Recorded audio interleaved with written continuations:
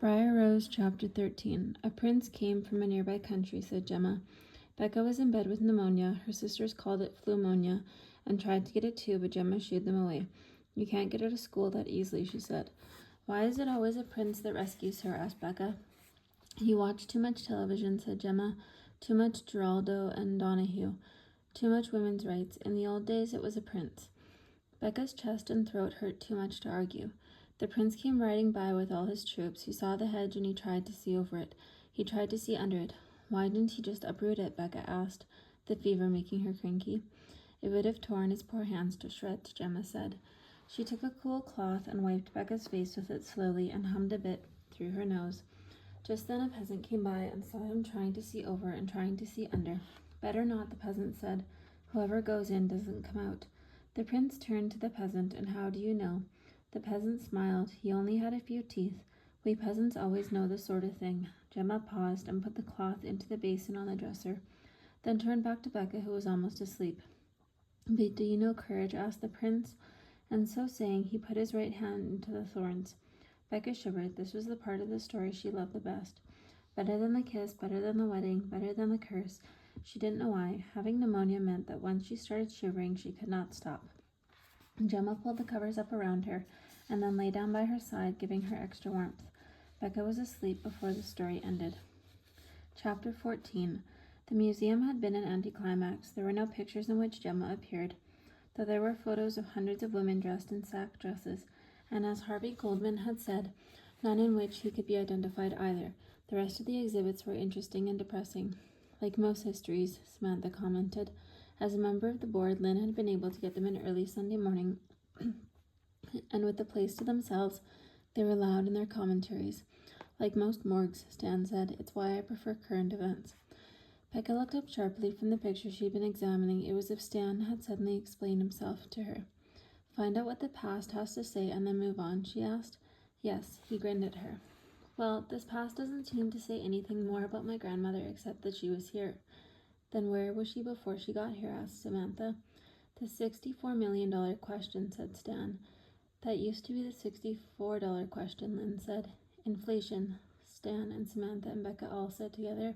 They were still laughing about it when they locked the door to the Safe Haven Museum behind them. The ride home seemed to go too fast. Becca and Stan sang old songs and told family stories and even discussed a couple of pieces that Becca wanted to write for the Advocate.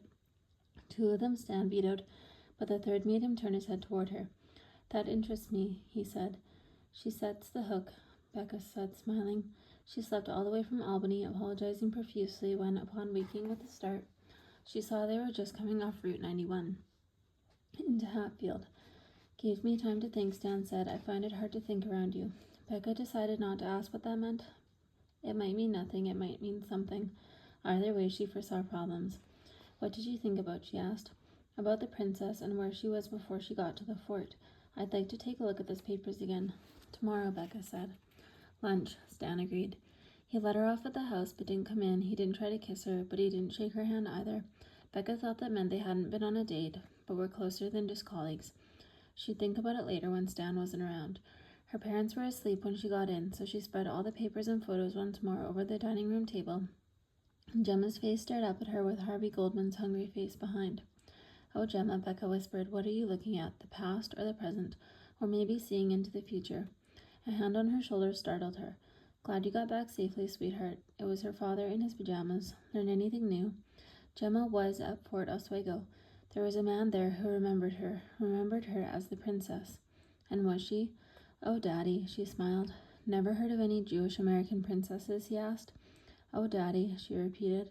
He kissed the top of her head. We are so lucky, you know, he said.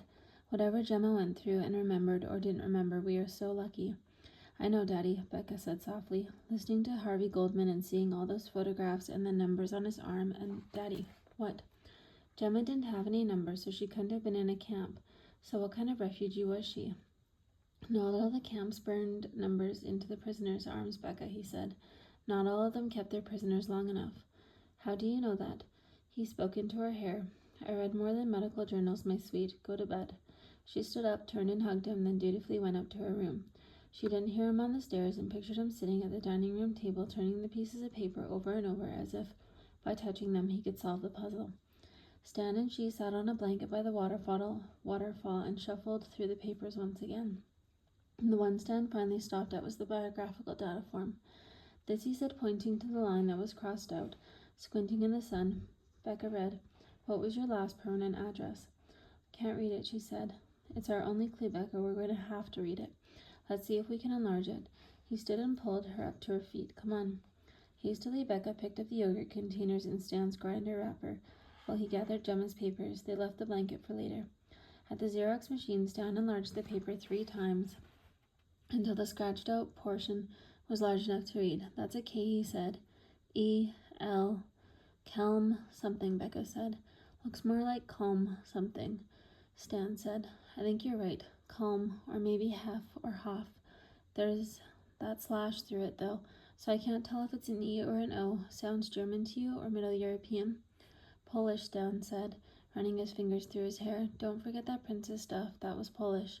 She'd lived in Poland at some point. My guess is she came from there, or came through it. Good point. So get on with it. Check the atlas, call the university, and," he grinned, "what about my work? I've got a couple of stories to do, and—" "This is going to make one hell of an article," Stan said. "I can feel it." He turned abruptly and walked back into his office, shutting the door with such finality it felt like a punctuation. Becca stared for a long moment at the closed door, trying to imagine what Stan was doing behind it, sitting at his desk, with his feet up, shooting rubber bands at the picture of George Bush in a golf cart, doodling on a paper with those blank-faced monks in robes that he always drew during story conferences, or making phone calls to old girlfriends. None of it seemed likely or real. What seemed real was the paper in Becca's hand, and she stared down at it and at the word Kalmhof or Kumhof or whatever that had been scratched out by her grandmother in anger or horror or grief so many years before. She went over to the atlas and opened it to the K's, leaning over the high desk and using the magnifying glass attached to a red string. She found the right place. "Culm, North Dakota," she read aloud, shaking her head. "Sure," she read further. "Culm in Switzerland, 2 different cantons. Culmingen and Kulmbach, both West Germany, possible. Kulmasa, Ghana, definitely not." She wrote down the 2 possibles, and at the last minute she wrote in the Swiss towns as well. Then she slammed the book shut. "Becca, phone," someone called. Taking the piece of paper with her, she returned to her desk. The call had to do with an old story, and she fielded the questions deftly, all the while underlining the West German town names over and over. By the time she hung up, she had gone through the paper with the pen pointed in 2 places. But something about the names bothered her, and she shook her head back and forth as if that could dislodge the problem. Before she could puzzle it through, Stan's door opened and he leaned very casually against the jamb. "Anything?" "1 North Dakota and 1 Ghana, 2 Swiss and 2 West German. None of them exactly Kumhof or Kumhef." He took off his wire-rimmed glasses and polished them in front of his shirt.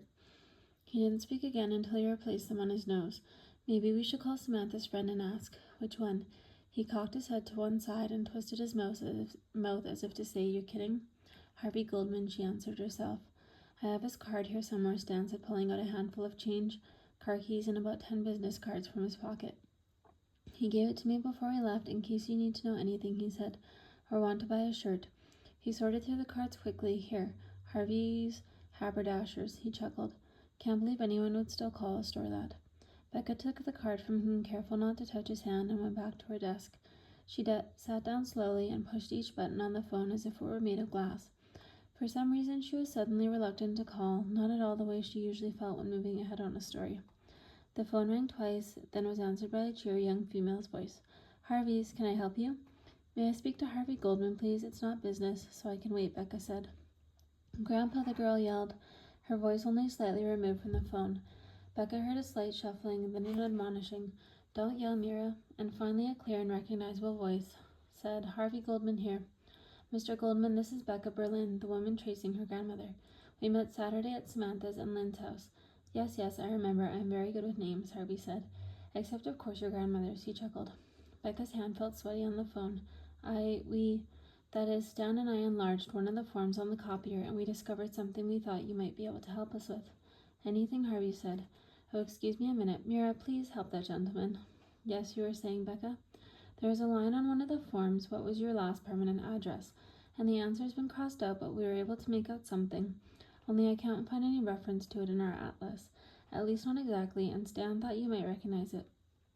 I will try. What does it say? Becca took a deep breath. It says, well, it looks like Kulmhof or Kulmhof, or maybe Hef. She stopped and waited. There was no sound except a kind of heavy breathing on the other end of the phone. Mr. Goldman? Harvey? Nothing. Are you there? Did I pronounce it wrong? Becca said. Kulmhof, he said. My God. Is it somewhere? Becca asked, her voice a harsh whisper. In the darkest regions of hell. I beg your pardon. You asked where it is, Rebecca, and I answered you. Kulmhof.